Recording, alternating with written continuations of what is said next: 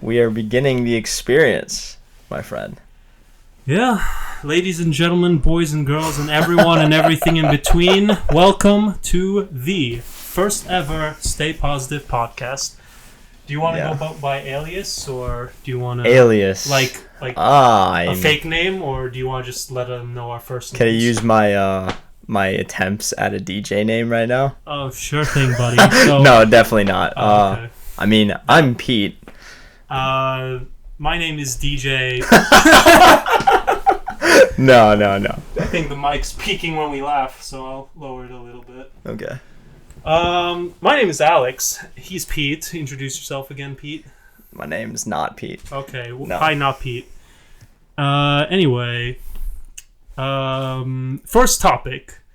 The why we're doing this. Why? Start with why. Speaking of that, before we go into that, I actually started reading this book by Simon Sinek. It's actually called Start With Why. Start with why. Okay. Yeah, it's really interesting, and he kind of goes over a lot of companies that fail and why they fail because they don't start with why type of thing. It's actually kind of interesting. You see companies like, I don't know, one of his favorite to make fun of, funny enough, is Dell, because they just kind of make computers. They don't really diversify their product, right? And then he loves Apple. Like, he loves talking about Apple. Okay, then he's objectively wrong, ladies and gentlemen. He loves Apple. He says, like, Apple starts with Y, and they just love to kind of give this whole general spiel to their consumers and everything about why they're the best capitalist vehicle ever. Here's the thing, Apple... Tim Cook is what I like to call a real-life evil genius. Because he's not stupid. Like, he is objectively not stupid. No, he's a genius. But, like, Apple is just evil. Like, they basically sell you almost the exact same product every year for, like, $1,000 or so with, like, very slight modifications. And the thing that bothers me more than anything in the world is that not only do they update things, but they update the most, like, trivial, inconvenient things. And there's no way to revert back. And that just bothers me because essentially it's like I got used to using like my iPhone 6. Yeah. And then iPhone 7 comes out. I don't own an iPhone 7. And it's like all these new features like are different. Like the ability to click back. Like that wasn't originally there, but now it is. And I'm like it takes up the screen where it's like says AT&T and like the time and stuff, and I'm just like, why is this here? Like, what? Why can't I turn? No, it's not even why it's here, because I'm sure some people like it, but like, why can't I turn it off?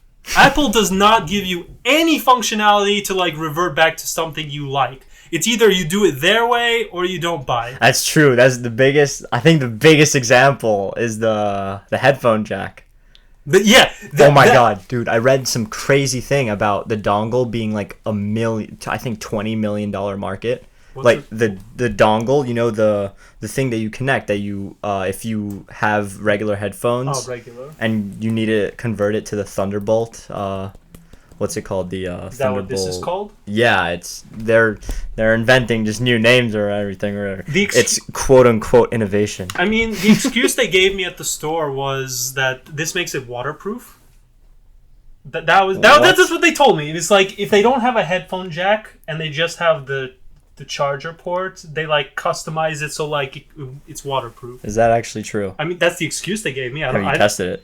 No, because I have an iPhone 6, so I still have like the jack. Like, so I could theoretically still listen to music with the regular headphones. Unfortunately, I still use Apple headphones that they gave me. So that's not unfortunate. I actually like them. But they're good, but like, why is the jack different? Come on. It's not a jack. That's what you're getting wrong. What's it called? What's the correct name? It's a thing. It's a Thunderbolt. I guess female connector. Male to female, female male. Those are the. I've delved in that a long time ago. Yeah, man. Well, anyways, we tangented a little bit, but why are we doing this? No. Wait, what were we talking about? That guy.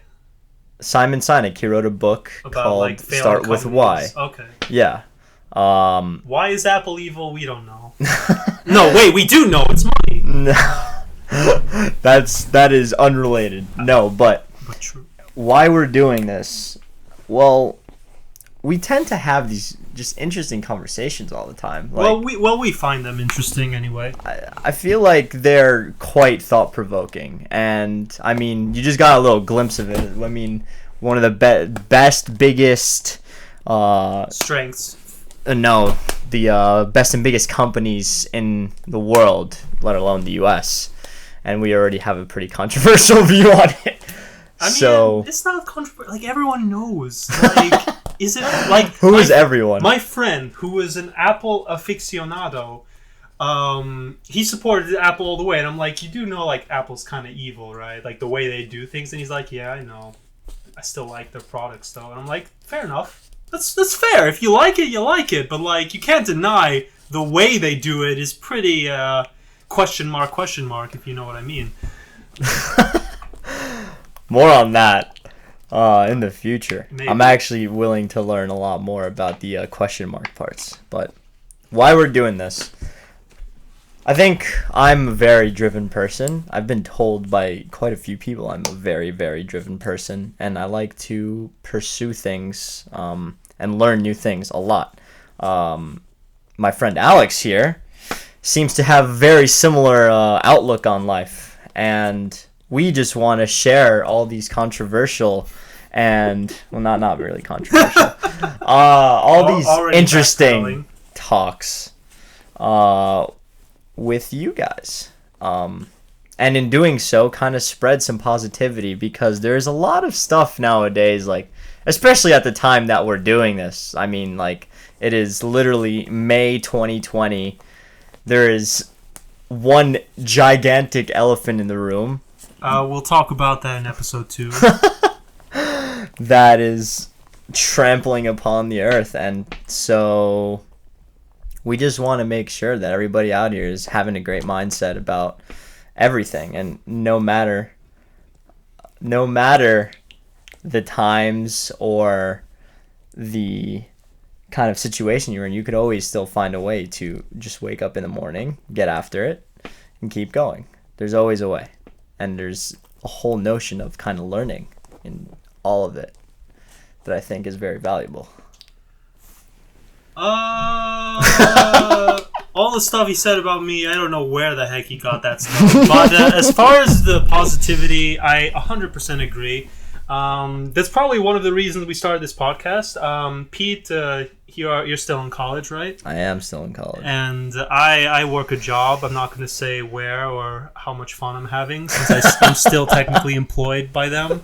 And I'm afraid I might accidentally tell them about this, and they'll just... Only good things. It's a great company. I love it. I'm very happy. I'm happily employed. I couldn't be more happy. I see the sorrow in your eyes. Pete, the lighting in the room is very bad. He can't see. He's blind. But that's okay. You don't need your eyes to talk. Anyway, back to me. So the reason I want to do this podcast is, well, I have a lot of... Similar to Pete, I have a lot of passions and a lot of, like, dreams and goals. Different than his, which I think makes for interesting conversation, since we're two completely different people from going in our different paths. One of those things is to be a video game developer / quote-unquote artist, since you need art to make good video games. And while I could outsource it all, I just kind of want to take a stab at it myself. I just want to try and, see where it goes. Like, try to make at least one mobile game. I'm in the process of it. We might mention some more details about it in a later podcast when we become rich and famous. Anyway, and one of the things for video games is audio. And and Pete, he was talking about how he was interested in music, and he wanted to start, like, a blog of sorts, and about, like, spreading positivity and all that stuff. And I was like... The grind, baby. Yeah. And I was like, I like to talk, not to people, but maybe to my friends on occasion. Or to Pete. Yeah, exclusively to Pete. And we have these conversations, and we're just like, we have fun, we laugh, we talk about stuff that we find interesting, and we share our opinions. Sometimes we agree, sometimes we disagree. Sometimes we get our plastic knives and forks and like try to kill each other, but it's fine because at the end of the day, we grow as better people, and most importantly, we stay positive. Yes, I think that's one thing that really, really, you can look at it as a commodity nowadays, is the whole idea of self-growth, personal growth. What's a commodity? Like an item? Are you kidding me? An item for purchase? Yeah, well, a commodity in its traditional sense is something that you can just purchase, like a tangible asset. Think of it like that almost. Positivity is like not in stock anymore. Yeah, exactly. It's so hard to come by nowadays, and I mean especially given the times. But like specifically, you just see so many people are in such rough situations, and they just refuse to get themselves out of it, and I feel terrible because I want to see them get out of that. And I don't know how. I don't know how to not be optimistic, per se, because I always see the glass half full. Like it's actually quite annoying to some people, but at the same time, a lot of people appreciate it. Yeah, I mean, I see the glass half empty, but I drink it anyway because I'm thirsty. Yeah, I mean, you're right. But like the thing is like we're two young, handsome, strapping gents with you're very motivated to like do our own stuff. Starting with this, well, for me, starting with this, you probably started like eons ago with other stuff. We'll mention that later. Doing a other million stuff. Things that I do. Yeah. No, wait. I was gonna say you're very modest for calling yourself strapping, young. What, beautiful? Did you say? No, handsome. You said handsome. Beautiful, Pete. We are men. I watched a YouTube video the other day actually that had it was for Belgian. Chocolate? No, not chocolate. It was a university in Belgium or in France, or I don't know. It was some university project, and this was interesting. I've actually never seen something like this. They were walking the streets randomly, and akin to the note of positivity, they were just going up to random people, say, "Hey, we have this project that we're doing, and we just were wondering if you'd like to have your picture taken for it." And then they're like, "Yeah, sure. What's this for?" And like as soon as they're about to snap the picture, they say right before, to men and women, like anybody who they found, "Oh, we just wanted to take a picture of someone who's beautiful." And I was like, what? But this is actually kind of crazy, and it's great because it's something we need in the world. And you just see like every time someone is just their picture is taken, they're like laughing or whatever, and it's like a good picture. And most of the time, like you just don't see that. Yeah. You don't see like genuine happiness a lot. That's my point. That's true. I mean, I read somewhere, that girls they like to be appreciated. Like when they put a lot of time into the way they look, they really like that you notice, that guys notice, or girl, they like to be noticed for all the effort they put into looking good. And how guys, a lot of the time, like guys don't really they don't praise each other that much. And it was just interesting because it's like guys are human too, and it's just like they don't get that same positivity. And what you just said, it reminds me that like every time I go to work and like someone has their hair cut, or someone like styled their nails, or they did something like different, I always try to like give them I like that shirt, or nice hair, or I like what you did with your nails. It's very nice. Respect. That's smart. Like very very small. It's like not a big deal, but like you notice and to them they might appreciate. It might do nothing. They might not care. They might just go about their day and never think about that again, or they might or they might just feel a little bit happier. They might be like, nice. Like all that work I put, or me picking that shirt, or me doing what I do, and someone's saying good job. It's like it's a pat on the back essentially. Yeah. And a lot of people really appreciate praise. I mean, it's human. Knew? It's human to appreciate the praise, but it's actually like one great way to also I mean, this is kind of interesting. I read this in a book as well. It's like a great way to get people to like you and to influence people, so to speak, is to give them praise. I forget the name of the book. It's How to Win Friends and Influence People.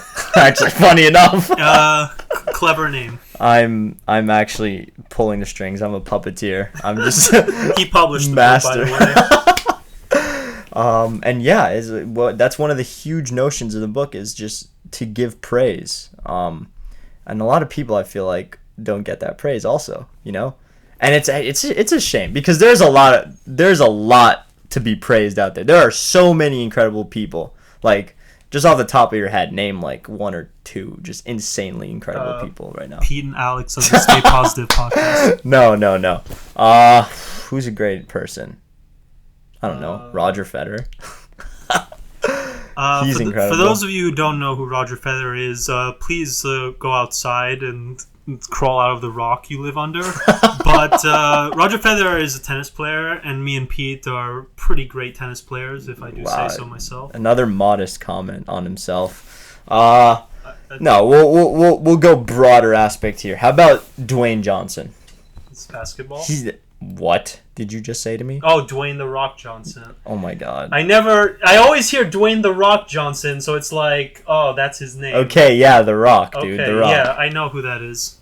Yeah, dude, he's insanely. He's an incredible person. Like, this guy wakes up at 4:30 every single day and just works out. And like, I don't know, he eats maybe like 5,000 calories a day to sustain himself. Dude, like, have you seen this guy's physique? Yeah, he was huge. A professional wrestler, no? Yeah, he wrestled at WWE for like, I don't even know how many years. Then he started getting into the movie business. Then he went back to WWE. He went back? Yeah. Like now? I feel like that happens a lot with a lot of those WWE wrestlers. I mean, it's fun to throw people all out, throw them on the ground. It's fun. When you can, listen to me, everyone. If you had the muscular power to pick someone up and throw them on the ground, wouldn't you do it? Like, honestly, like, I can't do it, so obviously I'm not going to do it unless... Yeah, no, I wouldn't do it. But, like, he can do it. He could pick me up. He could break me in half if he wanted. So, like, obviously, for him, it's like, yeah. We're not encouraging violence, by the way. Violence is not the answer. It's the question. The answer is yes. No. I stole that from Reddit, by the way. Violence isn't good. Try to... not do it. Stay safe. Don't do anything stupid. Don't harm yourself. It's true. Don't try to, as The Rock would, what is it? People's elbow somebody. What's that? For no reason. That was just one of his signature moves when he was in WWE. Just probably got it from doing it on the street. No, dude. It was one. Okay, in the WWE, you have like you're wrestling for however X many minutes, and then in the end, you do like your finisher move essentially, which is like. Everyone had their own distinct one, and one of the Rock... He had two, actually. The other one was Rock Bottom, because I actually used to watch WWE when I was little with my brother. Oh, okay. A lot. And, anyways, he would just basically, like... You'd be laying on the canvas, and he would just take an elbow straight to your ribs. Just, like, literally. Just jump off the post and... No, not even. Like, I think he would, like, run back and forth between the ring, kind of like taunting or whatever. Mm-hmm. And then just... Bam, straight into the ribs. But also remember, it's all scripted.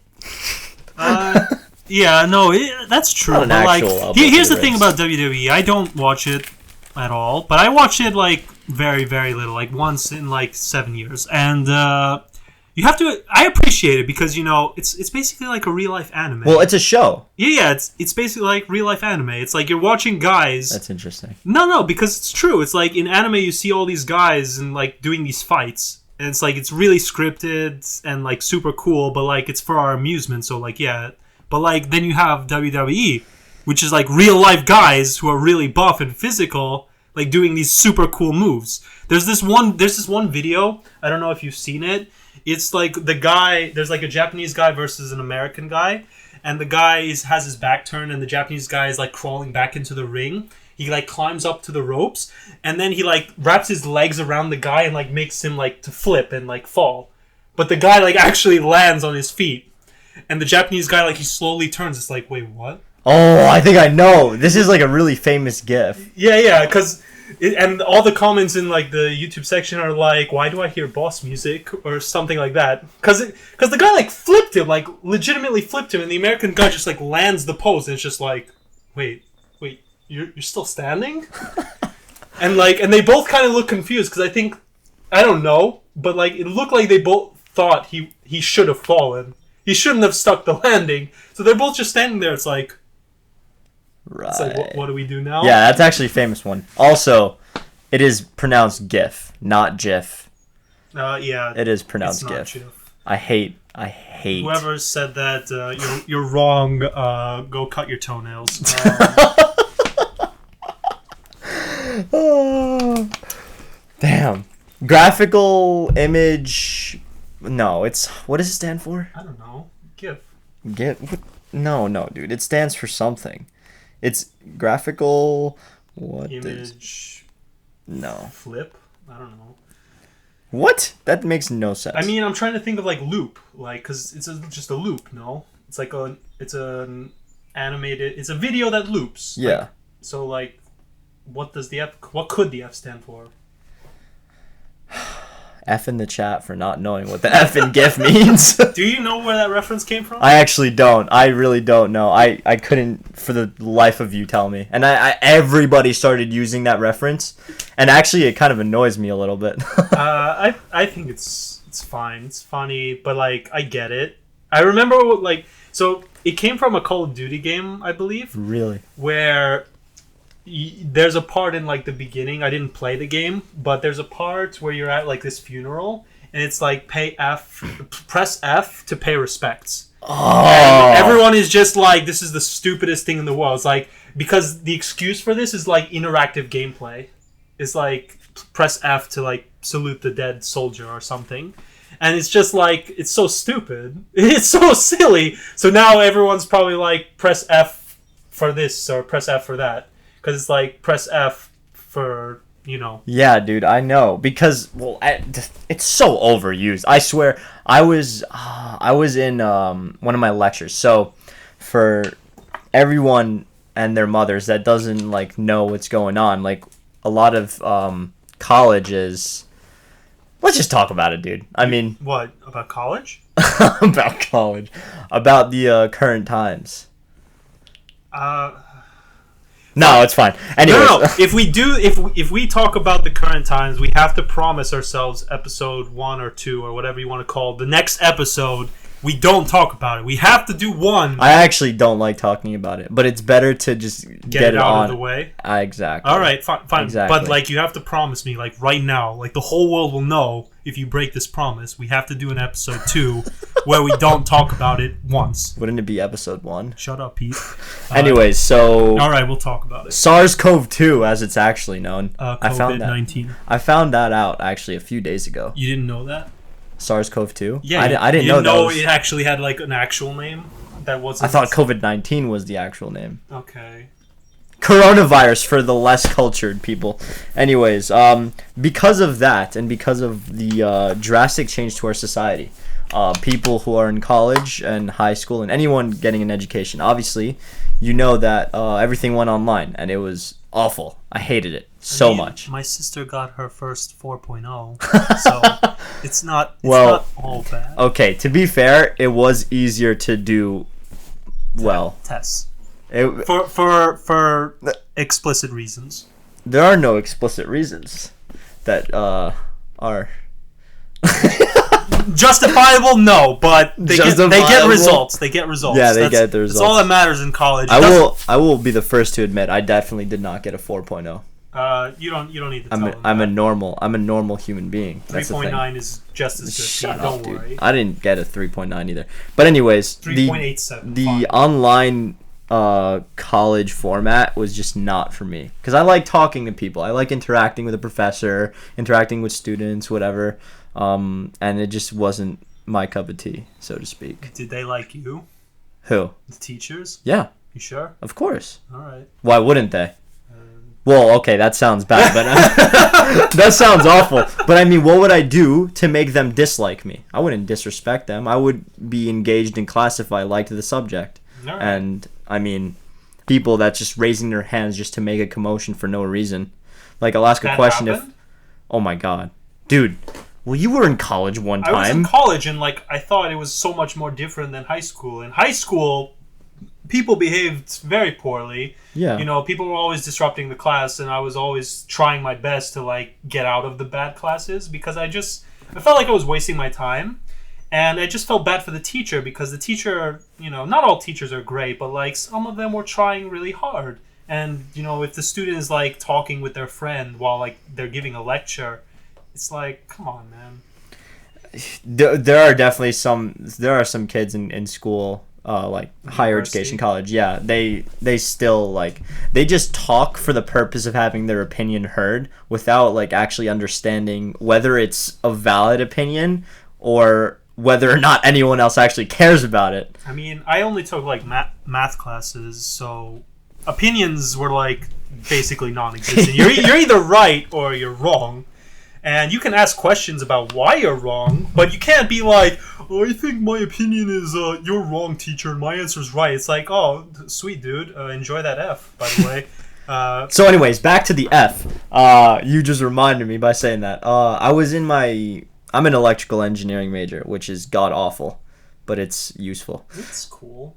It's cool, but it's just incredibly easy. Not. So anyways, I was in this online lecture that I absolutely hated, and the professor made like one little mistake. I think like I don't even know. Maybe it was just like a technological error also when he was doing these Zoom lectures, and then the whole chat, mind you, like the professor is the host of this thing, and the host can see like when people are texting privately or whatever, and like they could see this whole chat, whatever, regardless.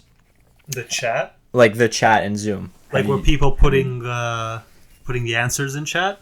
No, not to a test. It was just in a regular lecture. Oh, just a lecture. And people were saying like stupid things, like really stupid things in that chat, like things that should not be said in front of a professor, type of thing. And the teacher... Anyways, and then he like makes one little mistake, and I think I saw maybe 40 out of like 80 people in this class, 40 Fs in a row. Just F, F, F, F. I was like, what is going on, dude? The teacher failed them? No, it was just people like just making fun of the professor, and I think the worst part is he has no idea what it means also. Wow. I wouldn't do that to a college professor, because like why would they know? I assume they're like intellectuals, you know, they're not just like idiots who play games all day. You would assume they're intellectuals. I assume. They wasted, what, 12? No, not 12. You got 4 undergrad, 2 masters, probably like another 6 or 7 for PhD. So yeah, just about 12 years of their life in academia. They're pretty smart. Yeah, but in other words, they don't play video games that much. So like, why are you paying F for respect him of all people? F for making a mistake, dude. Because that's like another really toxic but like, thing I see nowadays. Even know. People like jumping down your throat the second you make a mistake. That's just life now.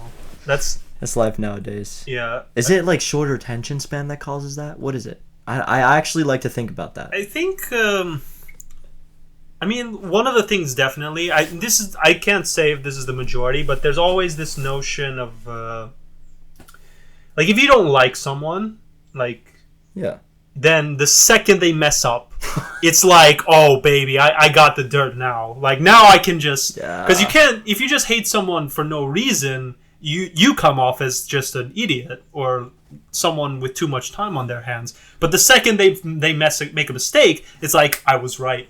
I knew my hatred was warranted. Yeah, but this is different because it doesn't necessarily apply to people you dislike. I think, okay. It's in general just the ability, or no, the need to kind of just point someone out. Yeah. As soon as they do something or make an action or whatever, it's like, I think in out that of nowhere. Yeah, and for the general case, I would say it's people just want to be right. Like people just need to feel like they're right. No, absolutely. And I mean, I feel a little bad because like I kind of am like that. But everybody's like that. Yeah, but like thing is, one policy I had is like growing up as a child is I would never ever say anything unless I was sure of myself. Because I always had that fear that like if I made a mistake, everyone would laugh at me or make fun of me. Oh, really? Yeah, because I'm just like, if I did something wrong, now they can like criticize me, make fun of me, and taunt me, like reference it back and be like, ha ha ha, look, remember that one time? It's like, yeah, I remember that one time. It's like, whoa, and it sucks because it's not necessary, but like people can be mean. But that's why I like grew intellectually, so that I like grew the skill, so that now I can think of answers faster and I can defend them. So even when I'm wrong, I can like come up with like a bunch of excuses as to why my wrong answer made sense logically. So now I'm never wrong, basically. We had a really like just like a great moment where you were sharing your like a insecurity you had as a child, and then you just go into extreme. It's less of an insecurity because like I'm not wrong. No longer, at least. Well, yeah. Now I don't care because like if I'm wrong, I admit it and I accept what the right thing is. Like. Spoken like a true mathematician, huh? Yeah, no. Like I told my friends that like I try to be right as much as I can, but the second I'm proven wrong in anything I believe or anything I say, if I'm wrong, then I apologize for being wrong and I accept what I consider as the new correct answer. But the thing is, I have such an open mind and I'm so open to different views that it's hard for me to like be wrong because I can see every angle. I play my own devil's advocate like every day. I love that too. I do that all the time. Because like, oh, you knew that already. I don't. I do that. I think we do it to each other a little too much. We play each other's devil advocate. Yes. Exactly. Yeah, I think that's why us having a podcast is great because we can just argue with each other even when we both agree. Exactly. But like, having an open mind is important, I'd say, because if you're closed-minded, how can you? If you can't admit there's a problem with yourself, how can you improve?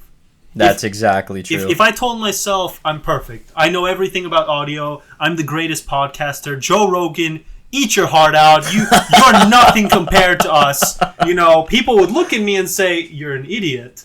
And I would be too stubborn and too close-minded to realize, yeah, I'm an idiot. Mm. I would just assume, oh no, everyone else is wrong, I'm right. Because how could I be wrong? Yeah.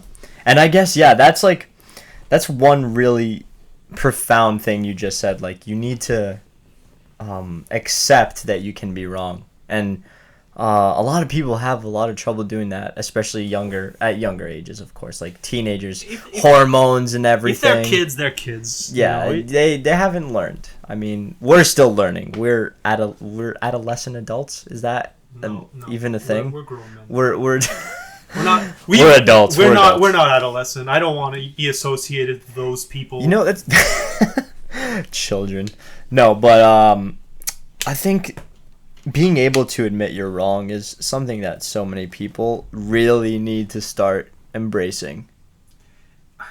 I mean, but it sucks. You see it like in all parts of society, like even like leaders, nation leaders.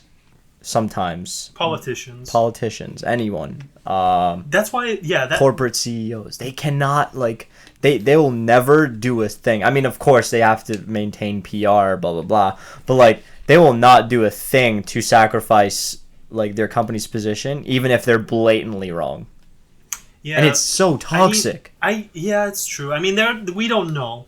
We don't know their position, what it's like to be the leader of $1 billion company and you made a mistake, and now what if you admit that you're basically hanging yourself because it's but are you? Because what happens if you admit to making why isn't there this culture of trust once you can actually admit when you've made a mistake? Trust is for fools. Money is forever. Yeah, that's right. Capitalism doesn't rely on trust. It relies on who's got the bigger pockets. I mean, it's unfortunately true because, I always imagine myself if I became the president of the United States, right? Mm-hmm. And I made a mistake. I genuinely wanted to do a good thing, but it backfired, or it didn't do exactly what I anticipated.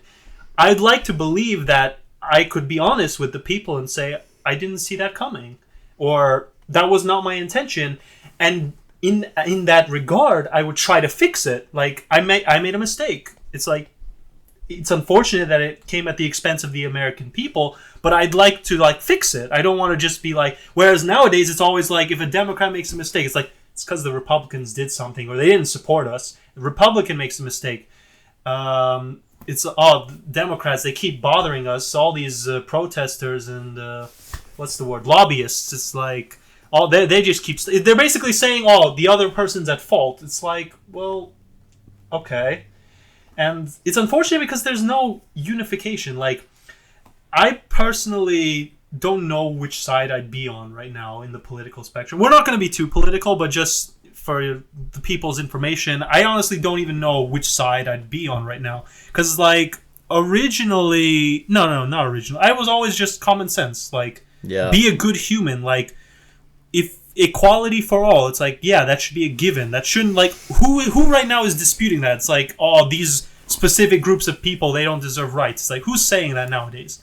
It's like, and I get it, right? There are racist, bad people. There are bad human beings out there. But, like, it's one thing when it's society as a whole. It's another thing when it's individual case by case. And it's just unfortunate. Yeah. What were we talking about? All right. No, dude, the sense of being honest and telling the truth. Honesty is the best policy. No, I mean... Before Alex went on his cheated on a test, incredible don't rant. Tell your teacher. If you got 100. That is... You take that to your grave. Or oh my God. Go to church or something. That's hilarious. I mean, I'm glad you just had that little rant on government. I mean, I don't hate without a government, like, the world would be dead. Like, people need structure. I think that is the one thing. Like, I've noticed with myself and a lot of, like, in general, I think I'm a pretty, not chaotic person, but I like to embrace uncertainty. I've been really good about embracing uncertainty a lot better because it makes you independent. You have to be able to accept some uncertainty in some aspects of your life. I mean, because if you don't know what's going to happen and you just focus on the now, then you'll probably be more independent and you'll be more in the moment for sure. Like, if you can just not think about what's going to happen a week from now, a day from now, I mean, it's uncertain. I mean, the embrace it. COVID-19 begs to differ. Well, that's a perfect example, dude. I mean who would have predicted it? You knew? Did you know? Did the Chinese leak the information to you? No. No, okay. I don't think so. It would have been helpful if they did. I mean... conspiracy theory time? No, it's not. No, I mean, they created it. No, we don't know. No one knows. Only knows. They know, and even they probably don't know. Like, no, honestly, like, how many, like, normal Chinese... Yeah, either the Chinese government knows and a few doctors, or no one knows. It was genuinely an accident. We don't know. You see, the crazy thing about China is how closed their media is. It's very sectioned. It's very sectioned off. They because a lot of stuff is state run there. So everything is state run there. Like, not everything. 99.9. Yeah. Okay. Fair enough. So they really very much keep a lot of stuff close to the vest, like, in terms of media. Like, they decide what people in this province are going to see. They decide what people in that province are going to see, like, in terms of news, videos, like, everything. I mean, everyone knows of Chinese censorship. Like, that's not even a topic. We all know it's true. I know, but I think, like, you think it's interesting?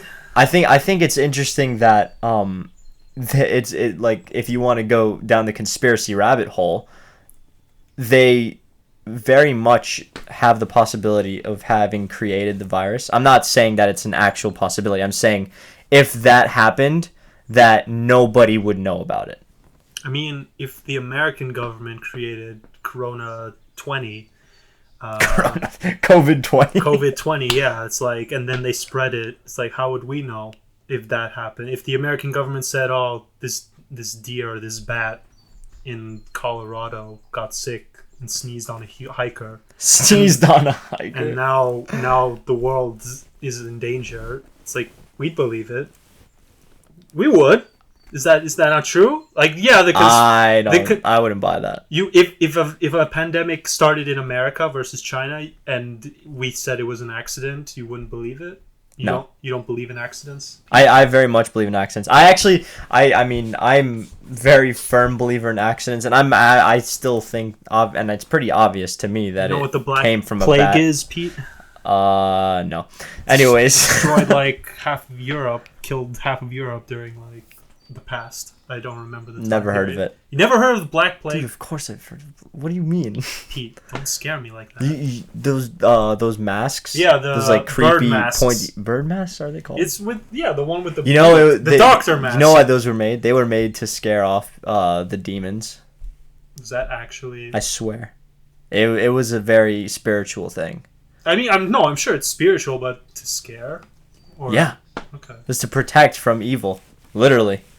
Because it gave you like a scary appearance, and so should have mass produced it. Those doctors. Those in the medieval mass times. produce them for COVID-19 times.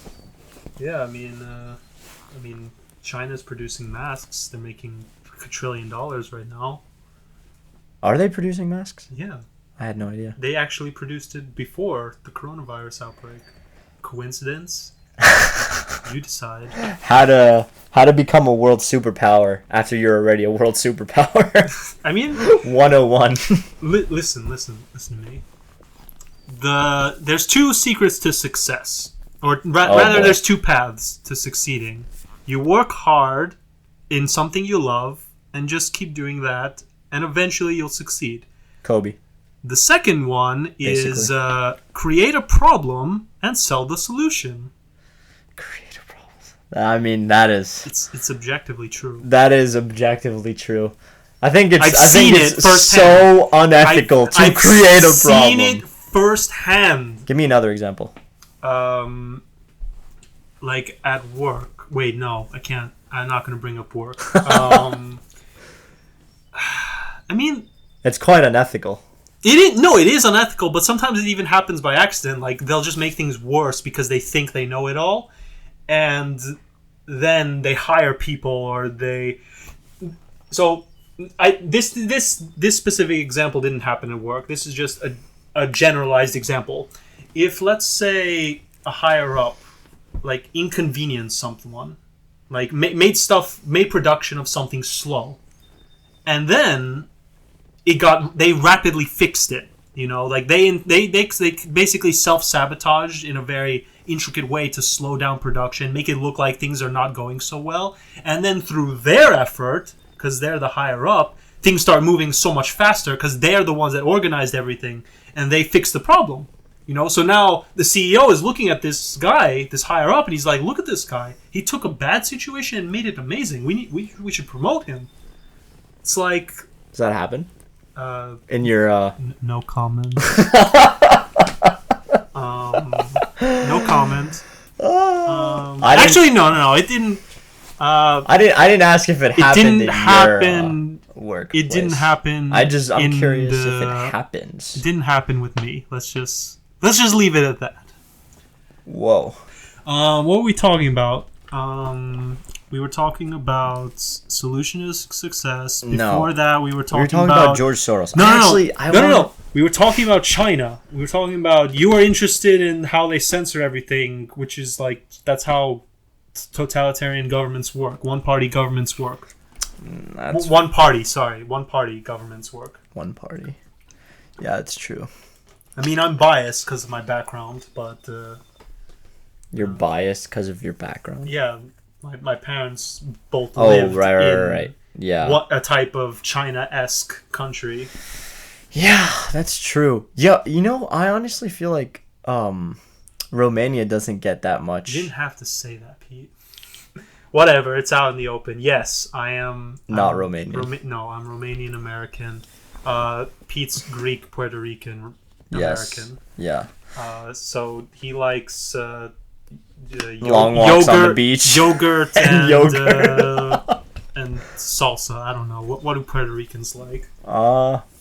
Rice. Rice? Rice and beans is very big. But that's everywhere in Central America. It's very tasty. Well, I know one thing that I actually hate, but it's very traditional Puerto Beans Rican and food. rice? What? Beans and rice? No. It's these like pigeon peas. They're kind of, I don't know how to explain. Peas?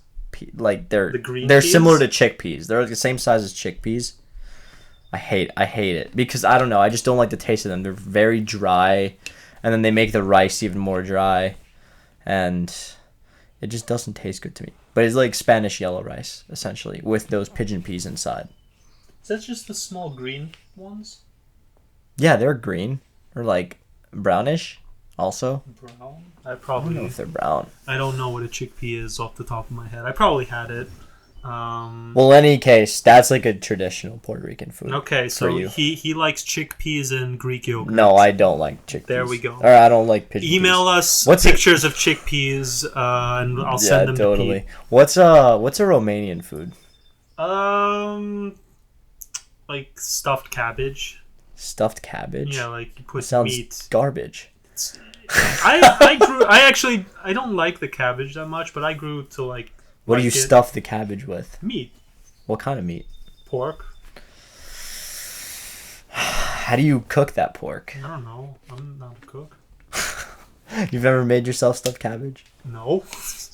Why? Why would I make, out of all the things in the world to make, why would I make that?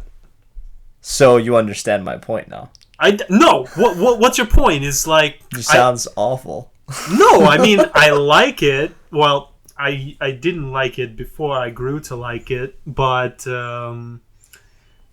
Like, why would I cook that when I can cook some good old fashioned American fried chicken and rice? Wait, no, French fries. Old fashioned. When given the choice, why we are Americans, you know. So unhealthy food, that's our bread and butter, which is very tasty also. That joke slipped way over Pete's head. No, it didn't. You didn't think it was funny. You look confused for a second. No, I want to make you feel bad. No, dude, what? You know what's crazy? I think I was like, I used to hate hamburgers and cheeseburgers and all the stuff like that. All right. And then like I think I was maybe like 11 or 12, and I tried one, and I was like, I've not lived. Then why'd you didn't like it? You tried I don't it for the know. first time? I literally like hadn't tried a cheeseburger until I was 12 years old, and then I tried it then and there, and I really thought that I had found like the next like big thing. It was discovered. I literally felt like I discovered gold. You discovered gold, oil, and hamburgers. I don't eat a lot of fried food though. In case anybody didn't figure this out, I'm like insanely motivated to be in good shape.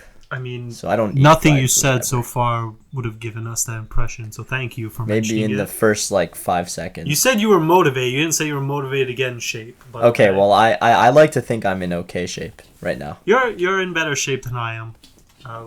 Quite frankly, yes. Okay. So thank you, Pete. Modest comments. I don't know. I haven't eaten fried food. I haven't eaten fast food in maybe like a year. Fast food. Well, actually, wait. This is one. What do you consider Chipotle fast food? Yes. Why?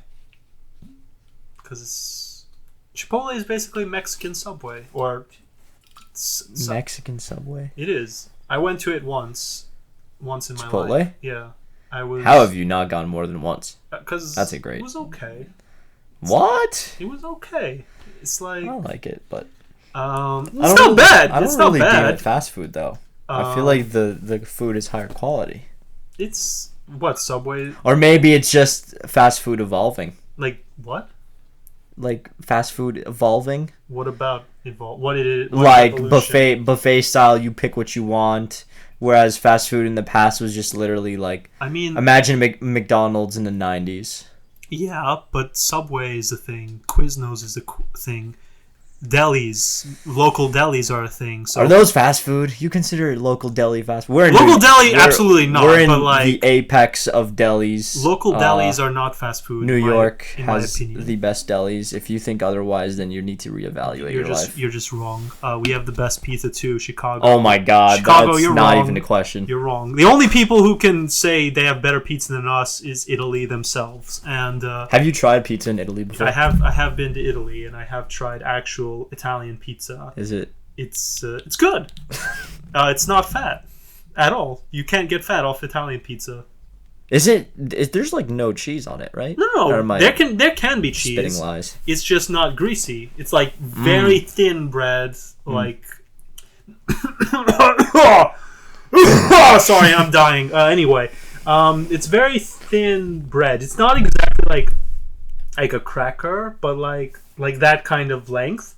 And they put like fresh cheese and tomato. It's not like the way we think of, like, when you think of cheese pizza, you think of the very thick bread, you think of tomato sauce underneath, and then mozzarella cheese. Usually in Italy they'll serve like margherita pizzas, which they have the cheese and the tomato sauce, but they don't really they're not on top of each other per se. They're more like on the same piece, but like side by side. Mm-hmm.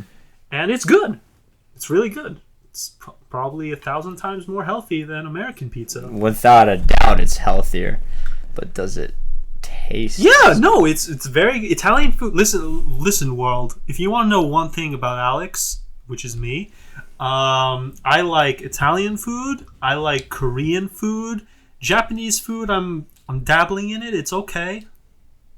I haven't had that nirvana moment yet with Japanese food. Chinese food is okay. I love Chinese food. But the thing is, are you eating actual Chinese food or just American Chinese food? No, actual Chinese food. I don't know if I've had eaten real Chinese food. Really? Yeah. Are dumplings in Boston, dude? I've had in dumplings. Boston, I've had dumplings. I mean, but that can be Japanese and Korean as well. Yeah. Have you ever had dim sum? Dim sum, those are dumplings. No, it's technically not. Those are big dumplings, really big. And yes, I've had them. It's technically not. What is it technically? Well, yes, they look like dumplings. They are dumplings. They're just big not, dumplings. Dude. No, they're not. Okay, what's the technical term? What do you mean? What's the technical term? There's no technical term. I'm just telling you. It's what category of food? It's like trying to compare French fries to waffle fries. Yeah, they're fried potatoes, but they're not technically the same. But you still call them fries. So yes, in this situation, I call them dumplings. Okay, you're just bad analogy. Except you're wrong right now. No, dude. Okay. Anyways, stop kicking the table. The audio is vibrating. You're not. You can put your feet on that. It's fine. It's fine. It's fine. No, you can put it on. There's a difference. I honestly. Okay, whatever. Owen, my Chinese friend, very close friend. He told me the difference one day. I think dim sum means like morning or like brunch food. I don't even know if I'm even remotely close. I mean, who cares? I'll eat dumplings morning, brunch, lunch, dinner. I'll have them any time of the day. It doesn't matter what you call them, whatever you call them. It's still a big dumpling. But it's not the same. Okay. Anyways, yes, I have had those. Have you ever had hot pot? I've had it like twice. It's good. Twice. I like hot pot a lot. It's good. Yeah, it's not bad. Do you like spicy food? It's yes. I've been getting into spicy food a lot lately, It's like especially like spicy Indian food. No, you're I wrong. love that Pete, stuff. Pete, you're wrong. What do you mean I'm wrong? Indian food. Listen. I love Indian food. I love all food, It's though. probably because I just never had good Indian food. Because every time I've tried Indian food, it's just not good. Yeah, I guess cuisine is very subjective, cultural.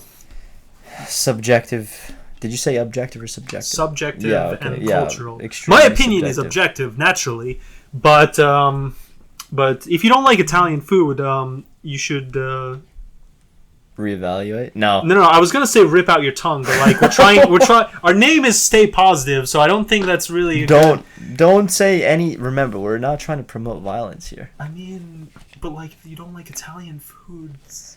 I've gotten kind of wrong with sick you? of Italian food. Listen, bro. if you eat the same thing over and over, yeah, you're gonna get sick of it. That goes for your favorite food. Same thing for music.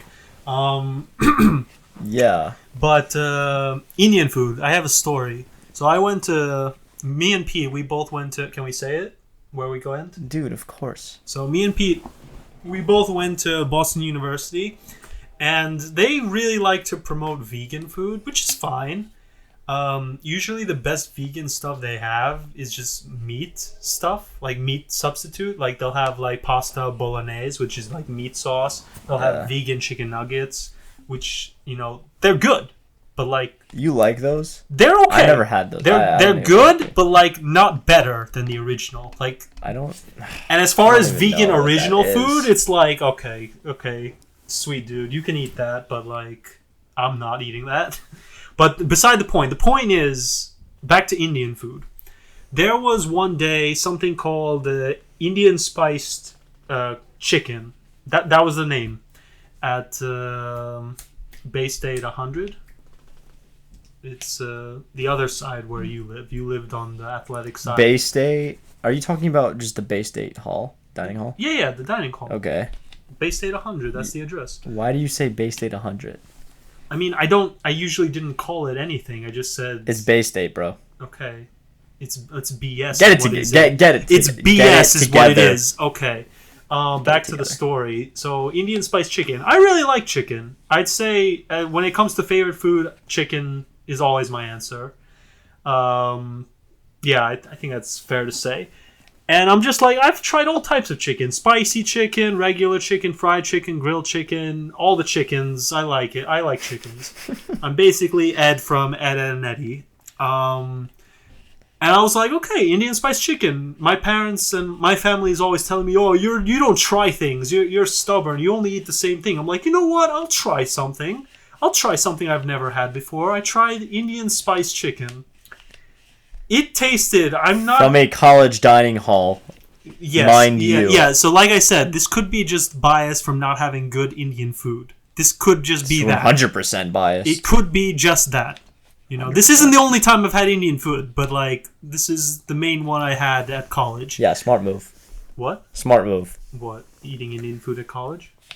Just trying new cuisine at a college dining hall. Okay. I mean, It's just yeah. not smart. I'm pretty smart, Pete. I mean, if you're like specifically looking to try something new, why would you do it at a place that's I mean, it's free. That's a pretty I'm good saying answer, like Pete. they're not making great quality food. Like it's just mediocre. It and tastes good sometimes.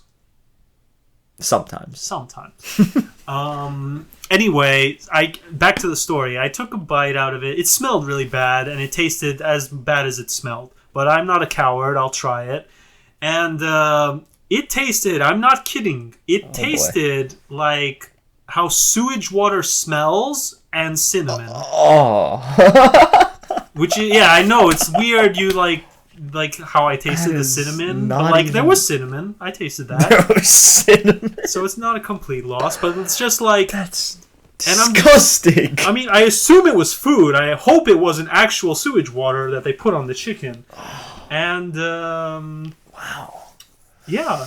And the thing is, it's like, yeah, that's how it tasted to me. Pains me. to hear But like my Asian friend, he ate it.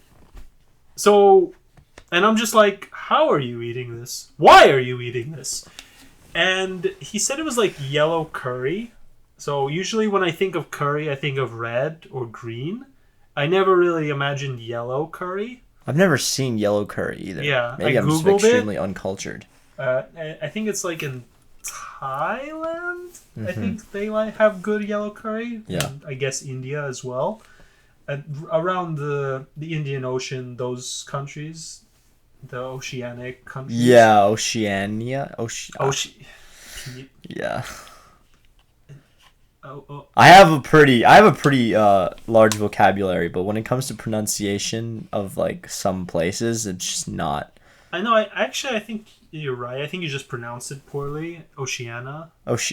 Wow, that is it. Oceania. I thought there was an I in there. Yeah. You might be right. Oceania. No, that sounds There's stupid. no way I'm right on that. I'm I just Googling pulled that out of this. my out of my head. No, from out of like nowhere. I play video games. I know a thing or two about words. Oceanica. Is it Oceanica? What? No. Dude, no, it's not. No. What do you call? Hold on, folks. Pete, entertain our guests. No, what do you? What guests? No. A large group of islands south of the Pacific. Oceania. No C. Yeah, so I was right. Polynesic Oceania. Polynesia. Yeah, but those weren't the country. The country's in the Indian Ocean. Mm-hmm. Google it. Learn a thing. Okay. Learn more than us. I'm trying. Okay. Sweet, dude. I'm trying. So yeah, that was me trying Indian chicken. Or what Boston University called Indian chicken. Was it worth it? I mean, I did it. It's a story. I can tell people did it. I'm not a coward. You know, I did a thing. I could have went downstairs and eaten some pizza and hamburgers and fries, but you know, I went upstairs. Lucky Charms. I never ate breakfast. Never. Only when I had like an exam, I'd eat breakfast because I like sleeping. Because you never really did much of that when you were there. Yeah, it's true. Didn't you pull an all-nighter the night of a test? The longest I've stayed awake, I'd done that several times. But several times. Yeah, but 80% of them didn't pan out, in case you're wondering. But 20% did. So take that as you will. Yeah, that's study better return than the stock market. Kids, study way in advance for a class. Wait, kids? No. Yeah, why am I calling them kids? I'm telling you right now, I've done it once, and it was absolutely one of the worst decisions I ever made in my life. I love how, like, everyone says that. Like, my sister says that. Everyone's like, pulling an all-nighter sucks. And I'm just like, bro, it's probably because I've done it so much that it just doesn't faze me anymore. I'm like, pulling an all-nighter again? It's like, all right. Let's do this. I've pulled several all-nighters studying, but For exams, you mean? All-nighters for exams. No, I've done only once the night of an exam, or the night before an exam. Right. But I've done several all-nighters before just because I had to catch up on so much work. Yeah. I remember I pulled my first ever one freshman year. Yeah, that was a rough one. That was a really, really rough one. I had practice the next day also. Well, yeah, because you were an athlete, so you probably had little worse. So and it just sucked because you know, like you're just basically staring at a laptop screen for 8 hours through the night. No one's in the study room, and then you got to go back up to your room, get all your stuff, and on to practice. And I literally felt like I had 0 in the tank. I think -5 maybe in the tank. The longest I ever stood up was 72 hours. What? Roughly, I'd say. I didn't measure it exactly because I fell asleep at 5 p.m. on the third day. So I don't know how long I was, when it started, when I first woke up. And within those 72 hours, I was able to write 2 full 10-page or more essays, a project presentation that I had to present on the third day, study for 2 finals, and there was another thing. There was 2 presentations. I had 2 presentations, 2 essays, 3 finals, and 72 hours to do all of it. And I remember I graduated, so it's fine for me to say this. On the third day, there was I had to submit the essay, right? I had to submit it by like 5 o'clock, and I wasn't finished yet, and I was dead. I was tired. I wanted to stop, and because on the third day, all the finals were done, all my presentations were done, and the first essay was done. So it's like I'm done with everything, and I'm like more than halfway done with this essay, but I'm just like, no, I was like within the first half. I've almost finished the first half of the essay. But I'm tired and my brain is just not, it doesn't want to work anymore. And this is without any Red Bull or any like enhancers that keep you awake. I literally stayed awake on my own. That's impressive. With water. That was my... You see, I feel like that's more impressive a feat than like a lot of things. That's like impressive. Dude. I know. Hats off. Thank you. Your hat's still on, by the way. Shut up. Okay. He took it off. Thank you, Pete. Because my hair. What was I saying? Oh yeah, so I pulled a trick. I pulled a sneaky trick because I'm a horrible human being. The essay was due at 5 o'clock, and I wasn't done with the essay. So what I did was I sent him the email, but I didn't attach anything. So, What? so you had to email him the essay. Yeah, obviously, but why would you send him an email with nothing? Here's the thing. He assumed it was a mistake. Because I wrote in the like description, here's the essay, thank you for the wonderful semester, yada, yada, yada. But I didn't send anything.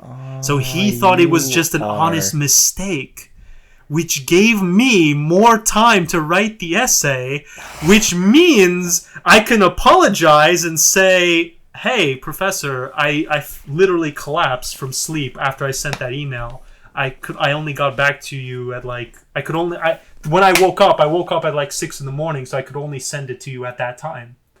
Did you actually fall asleep after that? I collapsed. It was 5 p.m. I remember just like going to my bed, like just walking towards it, and like just lying down, and then just nothing. Like I don't remember anything, so I assume I fell asleep. I just passed out from the exhaustion. And I remember this clearly because of the way I woke up. The way I woke up was like a spasm attack. Like I literally felt I didn't even continue writing the essay. I didn't finish the essay. I sent the fake email, feigning that I made a mistake, and I didn't even bother continuing the essay. I wanted to get some sleep and then finish the essay because I assumed I was only going to get like 4 hours of sleep, to like get some sleep because I'm tired. I ended up waking up at like 5 or 6 in the morning, so that was 12 hours of sleep, which was good. I liked it. But the way I woke up like gasping for air. I was literally like, because I remembered the dream I was having. It's like I didn't submit the essay. I literally remembered that I didn't finish, and I'm like, I have to wake up, and so I just like wake up in a panic, like gasping for air. I'm just like.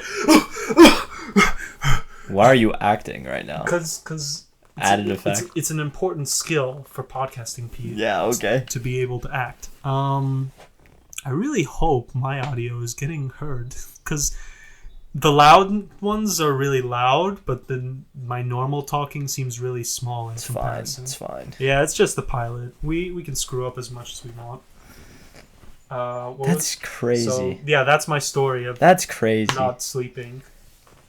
Dude, I know it's so impressive because like I know the couple of all-nighters I pulled, I had to literally like force Red Bull down my throat. Like they had these little caffeine chocolates in Buick. You ever go to Buick Street? Buick? The little Cityco in Buick. Is it a Cityco? No, it's not. City? City. I know the name. I probably was there. I just don't remember. Little convenience store in Stuvie 1. Stuvie 1? Did you even go to BU, dude? No. I didn't remember the fancy names. What do you mean fancy names? Student Village? The two big buildings. Yeah, your where you lived. Yeah? That's where the Student Village is, next to the track field. Yeah. I've been there. I didn't live there. I lived literally on the polar opposite side of the campus, but yes, I have been there before. And they sold these like little caffeine chocolate. I think it was like the equivalent of 2 cups of coffee and like one little 1-inch square of chocolate. And I had like 3 of those to keep me through the night. my friend literally, my friend, he bought like army gum that like had caffeine that was used in like the army. And I'm just like, why do you have this? It's like, dude. Wait, I didn't know that was a thing. It is a thing. It's funny. Caffeine gum in gum. Yeah. Or like, yeah, no, it definitely was gum. I was like, caffeine gum? Are you serious? It's like, yeah, the army used this. I'm like, really? Makes sense, but it's amazing how technology has evolved. Technology, okay. What you think you can make it by hand, Pete? thought so. Moving on. Anyway, that's Food my for story of staying up for a very, That's very long time. Terrible story. It's a great story, by the way. So, and for people wondering whether or not BU is a hard school, Yes. it's not. We're just procrastinating our work. Actually, that's half true. No, a lot of my teachers, I can't speak for Pete, but a lot of my teachers were Harvard, Columbia grad, Princeton grads. They were like, Oh, so that makes them credible? yeah, and why not? Why? Is a bigger question. I mean, they performed, like, they were good teachers. No, I know. I'm just But, like, messing with you. and there were a bunch of foreign teachers who also took it very seriously. They were less in... No, yeah, they were in all the classes in computer science, math, and economics. They all had their foreigners. So yeah, Yeah, what? it's hard. I mean, I don't know. I think- I pulled that all-nighter, the one that I pulled this year. I pulled it. That was the first one and last one I'm ever doing. It was the day of a machine learning exam. Sweet. Because, dude, we had a match that night before. Dude, we had a match we got back to campus at 10 p.m. And the exam was at what time? The exam was the next day at 2 p.m. So I literally went back to campus. I'm like dead tired because I've been studying before. Then I have to go and compete. Did you win? I didn't get to finish because we played clinch, which is, for those who don't know, is college tennis terms, essentially. What does clinch mean? Clinch is basically when you play a match For fun? and then it's up to 4. So you... Instead of 6? Yeah. And no, instead of... Oh, like 7. you mean overall? Okay, so there's 3 doubles matches that started off. Yeah. Here's your little lesson for you. Thank 3 you. doubles matches that started off. Each doubles match is worth half a point. The first team to win 2. That's like the logical way to explain it. It's the first team to win 2 gets the 1 total doubles point, right? If another team wins another match, it doesn't count. It's just the first team that wins 2 matches in doubles. Then you play 6 singles matches. Whichever team gets a total aggregate of 4 points between the doubles and singles wins the match. And so playing clinch means you stop at 4, whereas like coaches will want us to go play all 7 points out sometimes. Oh, so we stopped. We stopped. It when we got basically to 4. stopped as soon as someone got to 4. Yeah. So we played. You didn't play it out then. No, but we started late because the school we played that day. We played Harvard, and the school we played them at the night. They had another match earlier that day, so they were gassed, but we were also like dead, I think, because we were just working all day. There's no excuse. I didn't get to finish my match, so I can't say I lost. Were you winning? No, I was losing. That's a win. That's a win for us. It's a win in our book. Anyways, they played one. Then the women's team was playing our women's team, funny enough. But, dude, they played their whole thing out. And it was until... You had to stay there? Yeah, we Wait a minute, this is Harvard. It's right across the river. Yeah, no, I'm saying we played them at night, but we went early so we could, like, get our stuff together, warm up, and be prepared and whatever. But also so that we can support our women's team. But they played... Dude, we're... What do you mean, dude? We're pretty close. Really? Yeah. I wouldn't say we're like...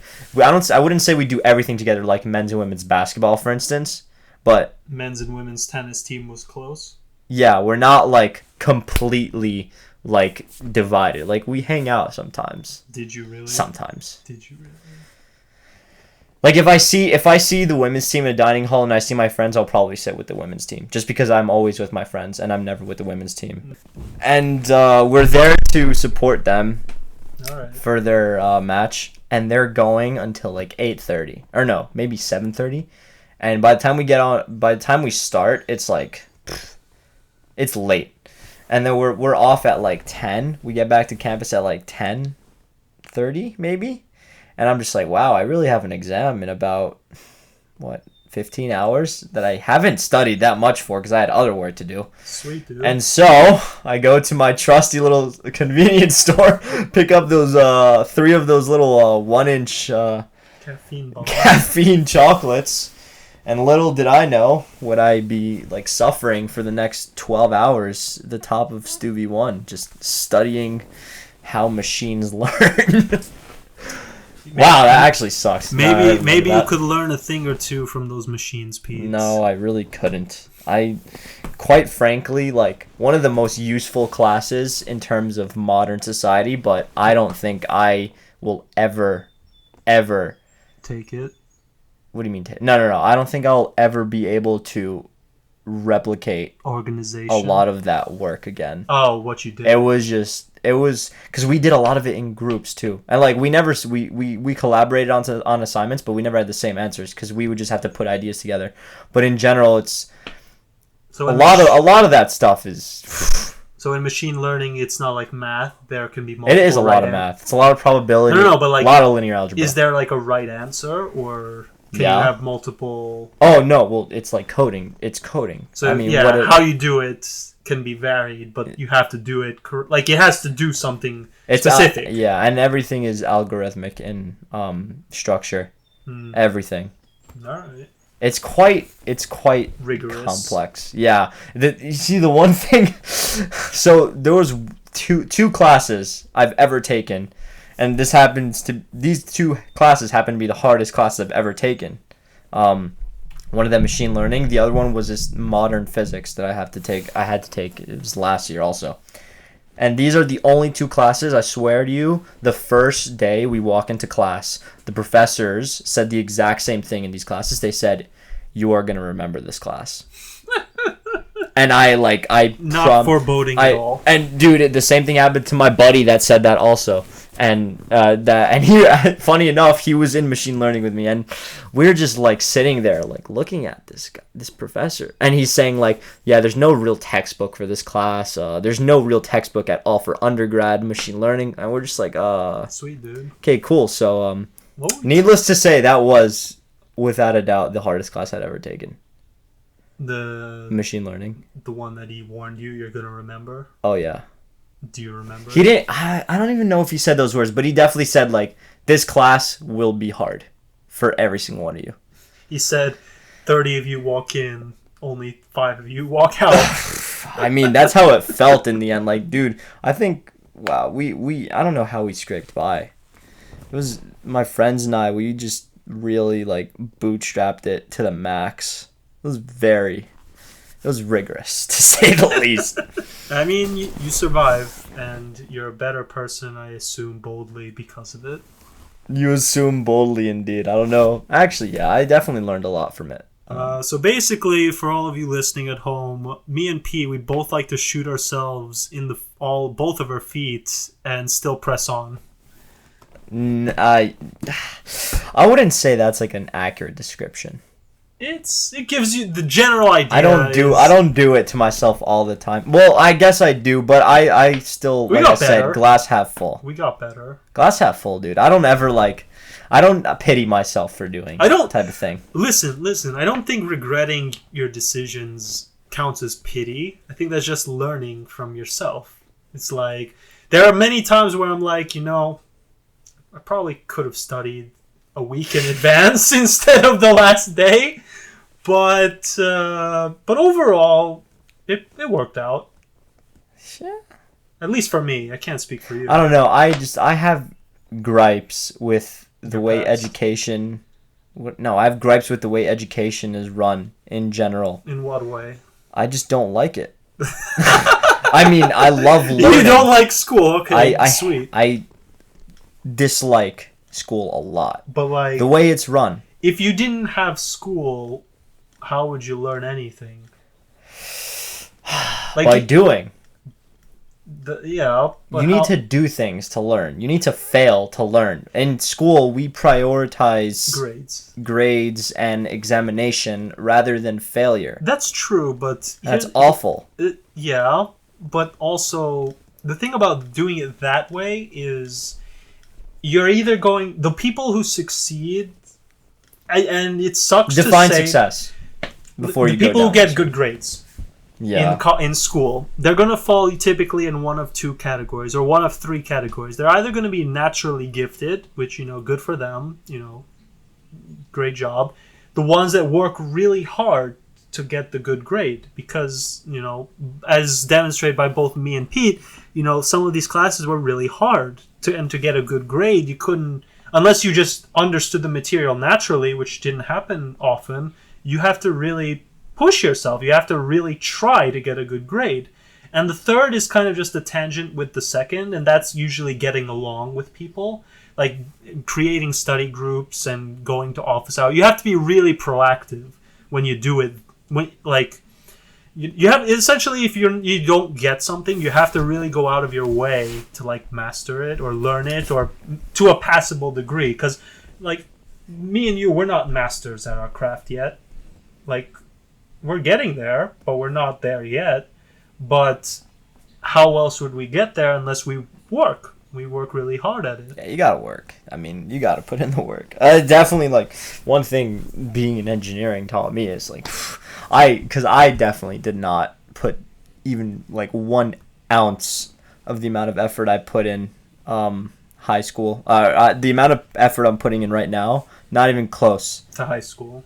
I'm literally in high school. I was just acing tests, not studying, doing everything, moderately talented at learning in a high school setting, and then you just get to college and it's a whole different ballgame. It is really different, but I was really blessed in my high school because I met 3 teachers who really opened my eyes to a college-like experience before I got to college. And I'm still friends with one of them to this day. Really? Yeah. My physics teacher, I remember meeting him in 10th grade when he was teaching chemistry. And I remember he was a very, very quiet guy. Very calm, very quiet, not loud, not bombastic. Very stern. Mm-hmm. And on the first day of class, he made it very clear. He said, listen, if you want to be here, that's fine. If you don't want to be here, that's fine. If you want to learn or don't want to learn, that's not my issue. It's not my concern. I'm here to teach you guys, and I'm willing to help you as much as you want, but you have to be willing to listen. I'm not going to talk over you. If you guys are disrupting the class, I'm not going to repeat myself. I'm not going to... Essentially, he was saying... If you're that's that's lecture-like. Yeah, but a lot, because he's basically saying, listen, you're either going to learn or you're going to fail. Your decision. Whereas other teachers, they try to make it seem like learning is important. They try to convince you to want to learn. It's like, hey guys. Yeah, that's totally wrong. I hate that. That's so wrong, because if you don't want to learn, then you're not going to learn. Yeah, but it's so simple. Your job is to teach. Yes, you have to try and convince them some way. You can't. You shouldn't be convincing them, though. They should be there and want to actually learn what you're teaching. It's a gray area, because what if if you're raised in a bad environment, and your parents never encouraged education or never really taught you the value of it? Because I was taught very early how important it was, even before I understood why it was important, which I learned only at college. I learned it by complete accident, why I was doing all this. But, all my life, I was asking, what's the point of any of this? What's the point of high school English or history? It's yeah, I learned this stuff, but, it's not like I'm remembering much of it anyway. I get the basic gist of American history, European history, but I never... It's not like I retained a lot of it. I know the basic, very basics about it. And then, in, the third year of college... I completely by accident, it wasn't from my own mouth. I didn't ask in high school. I asked several teachers and the guidance counselor. It's what's the point of any of this? And the typical answer was usually, you just got to do it. It's just the way things are. It's the high school counselor way. Not gonna lie. But and that's an answer. It's a terrible answer. I didn't say it was a good answer, but it is an answer. Like, why am I doing this? It's like, well, what's the alternative? It's like going on the street selling drugs. Like, what else are you going to do if you're not going to go to school? Yeah. Smart people would pursue their passions, but like, it's hard. Like, how do you know what you like if you don't do it all? But in college, I was taking a differential equations class, and I was at the office hours, and we were learning a topic that was very obscure, not very practical, very theoretical, not very useful. Yeah. And one of the students came in the office hours, and he said, "Why are you teaching this? What's the point of you teaching this? Why are you testing this stuff versus all the other stuff?" And the teacher responded to the guy, and he gave an example of one of the mathematicians, one of the very highest quality researchers in the math department, and she was studying some like very high level theoretical stuff, and she was paid really well. She got tenure. She's apparently very brilliant. And he told him, it's like, do you think she would have gotten to that position if she didn't learn, like if she didn't go through the motions, if she didn't have to learn this stuff like you're learning it now? And he basically said, you might not need this ever in your life. The stuff I teach you now, you might never use it. Like, because the example with the girl, with the female researcher, she never used this stuff. The topic she was studying versus differential equations was not related. Mm-hmm. But she still did it. She still learned it. She still excelled in it. And the point that I got from like him telling the story and telling the student like it's important to do this stuff is something that never would have crossed my mind. And that is that learning is a skill in and of itself. The ability to learn is a skill. Yes, you have the act of learning a specific thing, but the ability to learn is a skill in and of itself. And how do you improve your skills? It's by doing it over and over and over again. So you learn something, you learn something new, you learn something you weren't good at, you improve your own ability to learn. That's so interesting. I've never ever thought of learning as a skill. Me neither. I've always thought of it as a desire. For me, it's been a desire. No, it's both. It's both. That's the funny thing. It's like, but here's the thing: you can love something as much as you want, but like, look at the way, and it's recorded, so we have footage of this. But you said, "Oh, I go head in. I do it. I go straight to it. I do it, and I don't care." And I'm just going to learn it because I like it. It's like, well, that's great. But if you never learned anything before, how are you going to learn this? Oh, but for me, it's different because, like I said, like you want to be learning what you're learning. Like whether or not you're skilled at something, if you don't want to do it, then it's not worth it. But would you know, one, do you know how to learn? Like, do you know what you would need to do? Two, will you be able to retain the stuff that you quote unquote are learning? Because like there are things I retained in college, but there are things I didn't retain, mainly because the things that I retained I actually took care and I studied in advance for and actually had an interest in, and there was the things I spent 72 hours studying for. So it's like, which am I going to remember? Well, I don't it still doesn't really like strike me as the same like philosophy that I use. The way you describe learning is what I like to call learning the hard way, where you just do it and do it and do it and mess up and mess up and mess up and get better. Because eventually you'll get better. That's how I learn things that I don't like doing. And what's the difference between how you like things? Because then I'll actually put like efficient work in place. But like, to learn can you those guarantee you won't mess up? No, absolutely not. I actually want to mess up. I need to mess up because that's how you learn. That's one way to learn. That's my point. Is like you can learn the hard way by doing it head on. I don't think there's another way. Or you can teach yourself like rigorously before you go head in. Well, okay. How are you going to learn something if you don't fail? By doing it in advance, preparing. Yeah, but what happens when that preparation still amounts to nothing? Well, you still need to act on it. Like you can't just like this podcast, for example. We've been talking about this for weeks and weeks and weeks, but we never did it.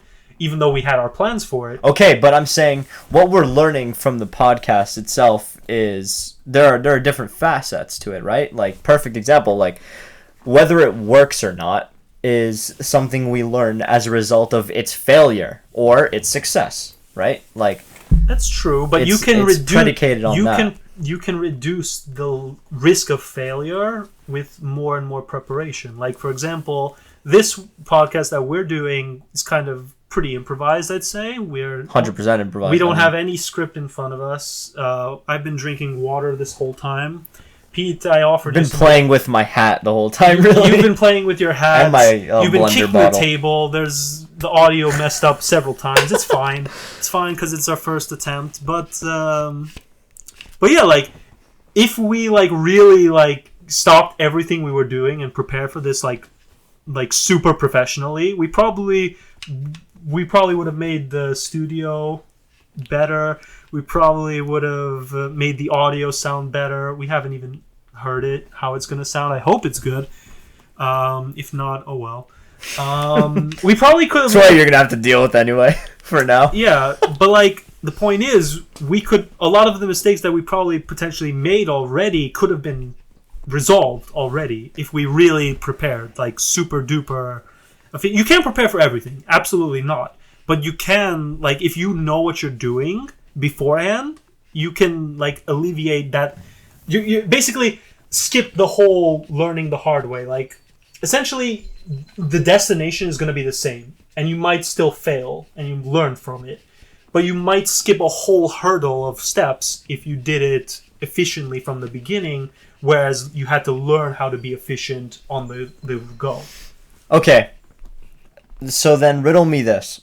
If you're trying to teach someone how to play tennis, yes, how are they going to learn how to hit a proper forehand, for instance, if they all they do is watch videos and listen to coaches and everything telling them how to, like, they've studied the perfect technique, they've studied this hours upon hours, and then they go and grab the racket in their hand and what happens there? They have no idea what they're doing. Well, sport is different. Oh, but no, it's not. It is still learning, and dude. No. I think a better example with tennis would be comparing playing a real match, like going to a tournament, versus training. You could sign up for a tournament right away. You could do what you just said and study, but you didn't actually practice. You signed up for a tournament and you lost 6-0, 6-0 because you didn't actually train. You didn't prepare. If you prepared by training and going to the coach and listening to the coach and applying all the stuff you studied so vehemently with, then you probably would have done pretty okay, I'd say. You're still not convincing me. But am I wrong? No, you're not wrong at all. But I know I'm not wrong either. I didn't say you were wrong. We're addressing two different things here. No, like I said, it's two different ways to get to the same place. Both of us like agree. I don't think so. Both of us like are agreeing like where this is gonna lead, but I don't think the way it's being done. And I listen. I am living proof of learning the hard way. If you ask my parents, my life is nothing but learning the hard way. I never did anything with the foresight to realize how in over my head I'm getting myself. But at the time, I didn't care. But, maybe I should have. I don't buy the idea that preparation is what'll do it all for you. It's not, no, it definitely won't do it all for you. But failing absolutely will. Yeah, but failing, how many times do you fail? Well, as much as needed. Exactly. Preparing can stop that failing. It could stop or reduce the amount. You don't have to fumble. You don't have to falter. You at least not as much as you need to master. Basically, what I'd say you are saying is go for it and fail and fix and fail and fix and fail and fix. I'm saying the same thing, but reduce maybe the first few failures. Fail at the higher level, not at level 1. And both of them will succeed, but how long will one take versus the other? If you keep failing, because if you're talented, you might only fail once and learn right away. What if you're not talented? What if you have absolutely zero aptitude for something? I don't think you need talent, dude. You don't need talent, but the point about learning the hard way is, how fast you learn and what exactly you're learning. Whereas you could learn some of the important stuff in advance and then learn the intricate, more specific stuff. It's like I could learn how to hit a forehand, right? I can learn how to hit a backhand. I can learn where to hit it. I can learn all the strategies.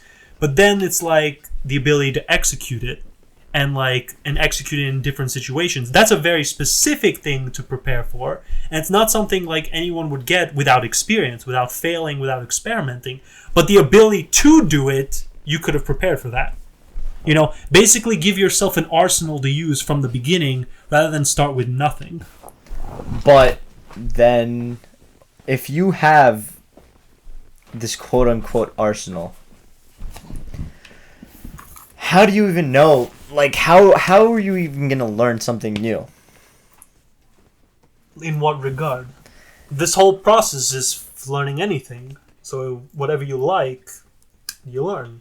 I mean, what you're saying is more just like it's like common sense. No, I don't think anyone goes into something like without any like exposure. I mean, I don't ever do something without exposure. But exposure is not knowledge. It's just kind of exposition. It's like very superficial knowledge. Like, we know what a podcast is. We don't really know how to do it. We're just going for it. You know, and maybe that's all it is. That is all it is. But maybe it's not. That is all it is. But maybe it's not. And you don't know that. Yeah, that's true. I think now's a pretty good time to cut it. You sure? I don't know. What are we at right now? Hour and a half? Hour and 40 minutes. I think we're all set. All right. What There's bye. No, we're not ending it that way. No, I mean, I'm not gonna give like a whole little speech or anything. This is just our first thing. I was gonna say, it's like, what did we learn today? What did we learn? I mean, you guys learned about who I am. You guys learned about who Alex is. Probably a little too much on both ends, but it's fine because we're gonna be behind these mics, staring at each other into each other's souls for a long. You have one of those? I have a soul. Oh. Well, if I end up working in corporate America, you'll know I definitely won't have a soul. Sweet, dude. It's very simple. Like, there's a lot of stuff out there that is wrong in the world. There's a lot of stuff out there that's right in the world. You just need to figure out what works for you and how to improve it. Be honest with yourself. You know, no one knows you better than you. And, yeah, just find what you like. Experiment, try. You're definitely going to fail. We certainly have. And, you know, don't let it get you down. Everyone fails. No one on this planet has ever gone through life without, like, scraping their knee, without suffering a humiliating moment. Everyone goes through them. It's fun, but it's fine. You know? It's necessary. It's necessary. It's necessary. Couldn't have said it better myself. On that note, ladies and gentlemen, boys and girls, and everyone and everything in between on this good, beautiful planet Earth. 3, 2, 1. No. You don't want to say stay positive? No, I'll just say stay positive. That's what we were going to say. I was just going to be like 3, 2, 1, and then together we say stay definitely positive. not going to do it together. All right, that's cringy. Okay, Pete. You make me cringe. Okay, Pete, thank you. You're welcome. That was a lost moment. All right, Pete, end this podcast. Stay positive. Thank you.